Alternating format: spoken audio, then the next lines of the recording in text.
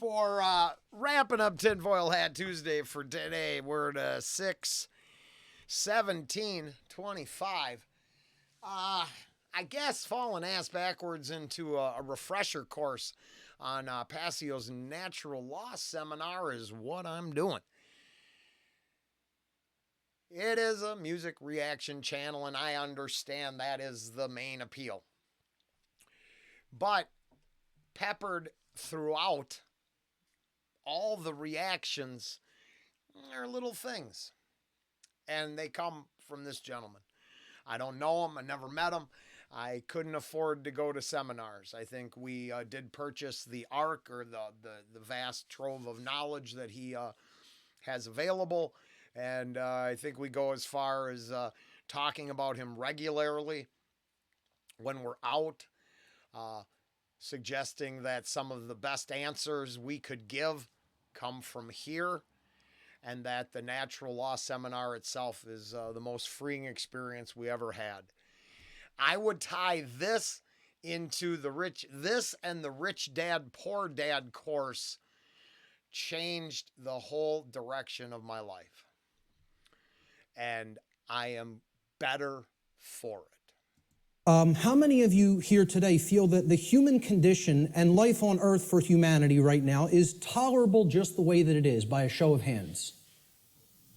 That's also pretty good, because if that was the case, I was going to say, there's nothing for you here today. There's the door. Okay? So that's good, that we're all hungry for change. One of the big complaints I hear about my work, when I check in on forums or something, or read some YouTube comments, many people will say, there's nothing new here. I've heard this before somewhere else. This person covers this. I've read this in this book.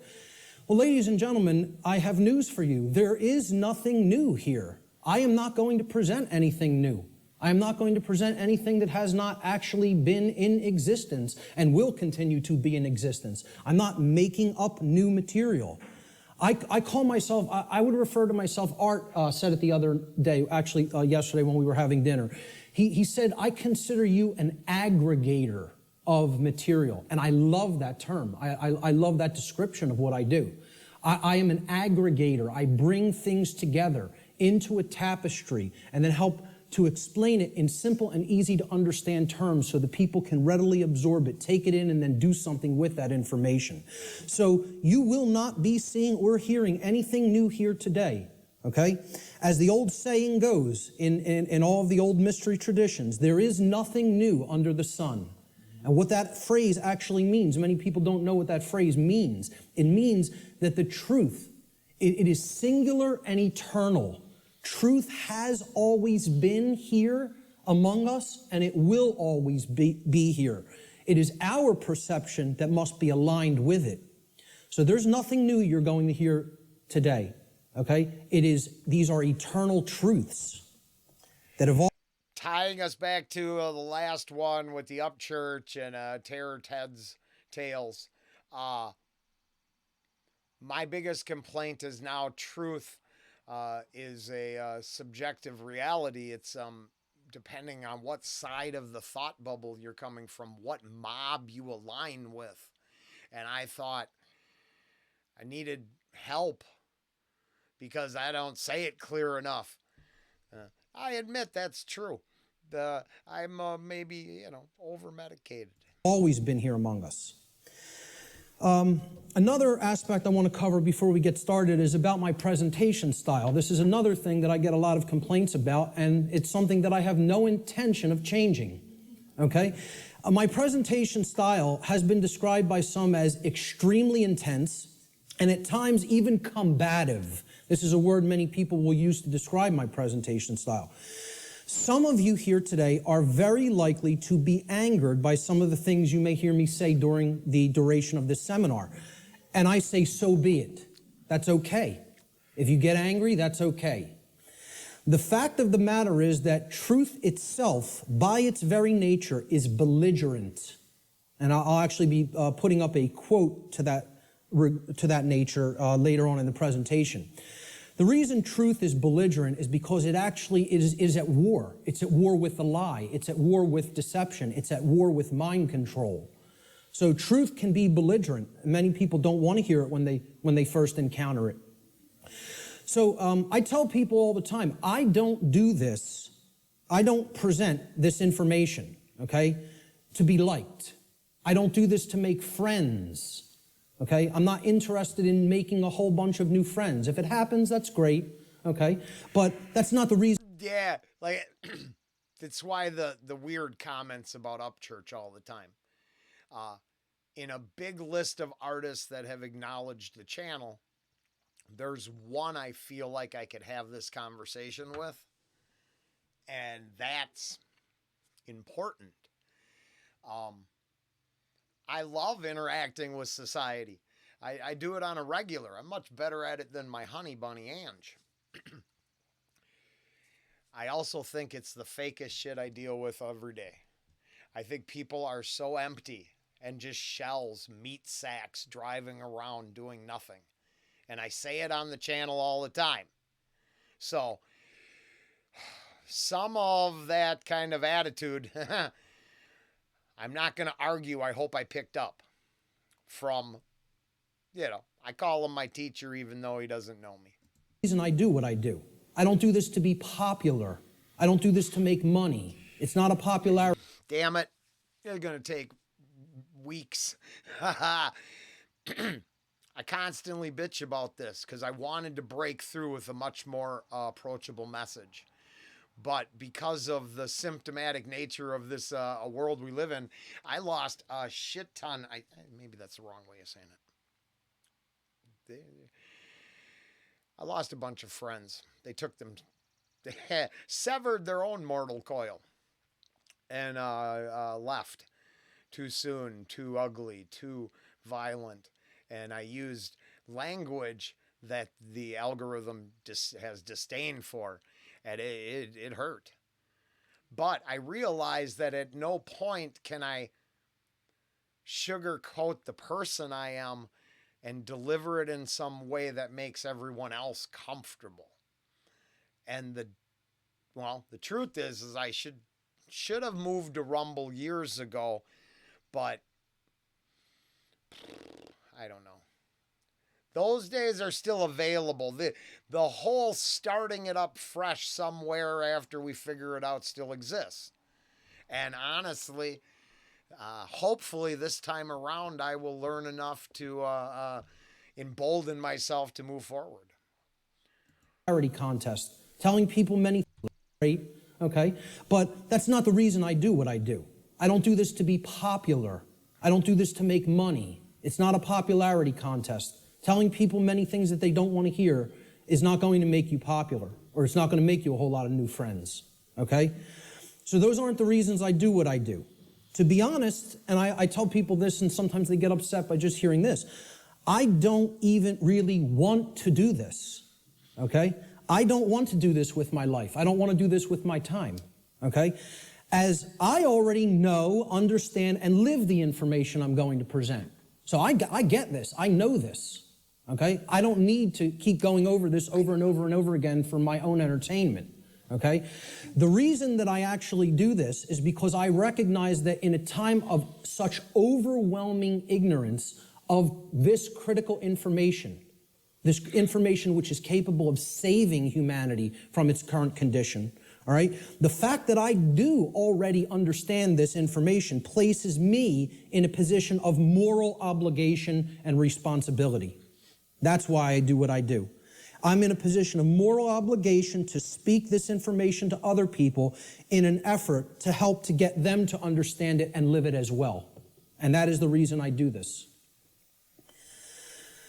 Every person here today who wishes to take real world value, practical value from this seminar here today, I'm going to ask them to make a deliberate and conscious effort to do two things. The first is try to set aside, and to the extent that you are capable of doing so, your perceptions of me as the presenter, okay? And this includes things like how you think I look, how you think I dress, the sound of my voice, my mannerisms, etc. Try to set those things aside to the extent that you're able to do it. And I know that's difficult for some. And I say this because paying attention to Bus riders. Well, there you just, I can't tell you how many years it's been since I've seen this introduction. I mean, it's been a lot. 13, 12, 15, 17, I don't know, whatever weird. It goes back to probably when it came out. So what is it, 2013? 12? Yeah, no, that makes sense. Yeah, 12. Ange and I were together. We watched this together. 12 is probably first year of us. Yeah, very familiar with bus riders will understand that. That's just in case you stumbled across this video because of Mark. Bus riders, what I call the core followers that tolerate a whole lot of entertainment value. All opinions for entertainment purposes only. And wade through a lot of I am what I am. Which is what he's saying there. I mean, you need to separate it. Man, who cares? It's the knowledge that's powerful, not the presenter. Especially when you realize that nothing's true or nothing's real, nothing's fresh, nothing. It's existed. He's just presenting it. He's just passionate enough to go when a lot of people puss out. And I know that's difficult for some. And I say this because paying attention to such trivialities will detract your own mental focus away from the information that is being presented today. And that's the worst thing that could happen, because it's the information that is important, not me. Try to ignore me and focus on the content, all right? And the second thing I ask people to try to do is to be consciously aware of any of your own impulses that you may have here today, to immediately reject the information that is being presented in this seminar based solely upon your own initial emotional reaction, your initial emotional response to this information, okay? This is a logical fallacy, okay? You cannot think with the emotions. So if you hear something you don't like or that angers you, that's okay. Feel the emotion. But don't just immediately say, that can't be true. And don't believe me either. It's about. So how does this tie into a reaction channel? Well, the cult of personality, as from our own homepage, we're trying to dispel that one reaction at a time. And it happened today. Placido Domingo. I mean, God, I'm butchering his name. He's super famous. I'm just not into opera, right? But you could see he was like, hey, we got to butcher that one, guys. And they did. But there's people that are going to, because it's people they worship like gods, they're going to get offended. They jump out the window and become keyboard warriors. And I live out there in the real world where I literally had to drag real drunk people out of a bar last week. I'm too old for that shit. I don't live in a world where the keyboard is where my balls grow. And I find that's what I believe this moment here has influenced me a lot because of his delivery style, which I think is important. And now I understand why he's so long-winded. And me too.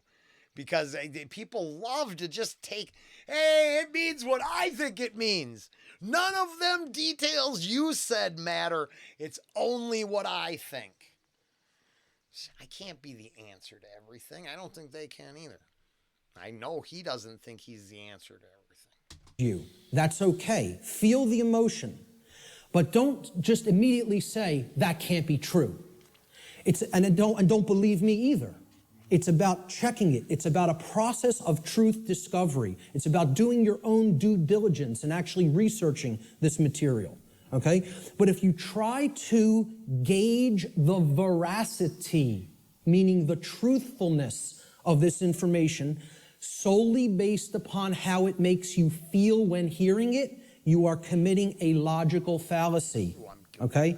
So I ask people to try as much as possible to suspend immediate reactions of disbelief, okay, and saying, no, I don't want to accept that, no, it can't be true, based on how something may make you feel that you hear today. That's very important to keep in mind. And lastly, this information, the entire seminar, is a tapestry, okay? It's like pieces of a huge jigsaw puzzle, all right? It is meant to be seen and taken as a whole in its entirety. Now, I know I'm asking a lot here. Part 1 intro is going to wrap up soon. Well, there it is. I mean, this is honestly he's the most influential person in my life. Because I just tried to explain to Brenda by hiding it somewhere in a reaction, and the only way to find that is if you watch all the reactions. But I also want Brenda to know that if it looks like a scary rap video, she could probably skip it. That part of the tapestry isn't needed. But it is all part of the whole thing, which would be me trying to put this seminar in little pieces all over music reactions. Holy crap, I have not seen this in a long time. I didn't fail. I'm just a weirdo and an acquired taste. But I'm pretty sure I've done what I was supposed to do in the first place. The only story I know how to tell is my own, so I tell my story. In there is everything I picked up along the way, explained to you in whatever stoner weirdo way I explain it. But oh my goodness, this is... Too, because it's going to be a long day, okay? Oh, and my shit. goal here, I'm asking a lot here too, because it's going to be a long day, okay?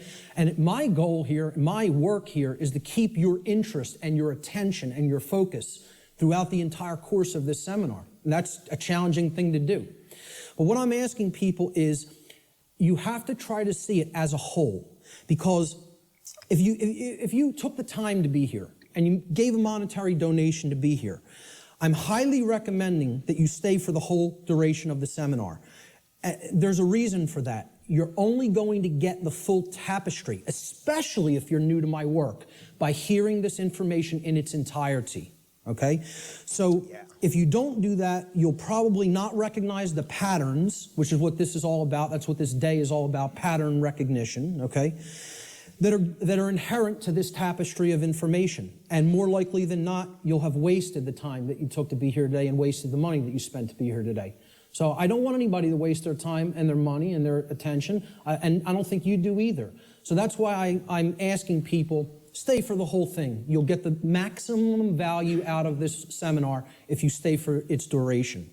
So with that having been said, let's jump into the material. I would just like to give credit to Mike Henry for the first 2 years of his life, the first 2 years of the channel, that he spent his life watching everything and understanding what was said right there does exist. In fact, to a weird point where sometimes the algorithm inspiration and things we stumbled ass backwards upon were so coincidental, you don't want to call them a coincidence. No, you take that for whatever you think it's worth. I understand. I'm here just ranting. But I think there's some power in that. This presentation is called Natural Law, the Real Law of Attraction, and How to Apply It in Your Life. And I emphasize that term, real law of attraction. Many people will be familiar with the New Age variants of the so-called law or laws of attraction. Ripping on the New Age. We'll stop here for now. I got to cut the grass. If you would like to know more, you can learn more about natural law and explore Mark's productions at www. This is going to differ whatonearthishappening.com. quite widely from what people have heard in the New Age community and in the New Age movement. Now, I'm a dick who likes to make jokes. Sometimes they're dick jokes.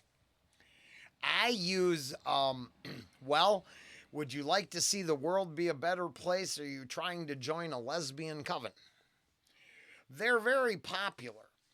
And now, how I stumbled ass backwards upon all this, just so you don't think I'm a complete idiot and just regurgitating this, is I taught Alexandrian and Gardnerian European paganism, protective,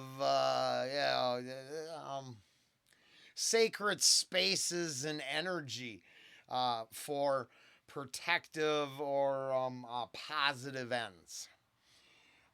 Discovered it while doing time, and used it as first off as a reason to clear out skinheads from a group that they were trying to claim some sort of a dominance over, but then thought they could cast circles but spit chew through the circles, and I mean, it was really just a bunch of jerks corrupting something.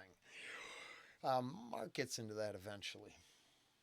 Point is I do believe in some of this immensely. I dabbled in things that gave me massive consequences. So when the subjects turn to the corruptibility, when it turns to how the New Age movement infiltrated, especially at 56, I mean, the 70s and fucking hippie love bullshit. Dude, I'm pretty sure it was all just to give each other diseases. I digress. It's way darker than that. Mark Passio's natural law seminar is going to take a while to get into, and I'll be back soon. But part one, and then we're gonna get into part two of the introduction, and why I have disdain for the New Age movement. Ha! Who knew? Who knew we would have some attitude?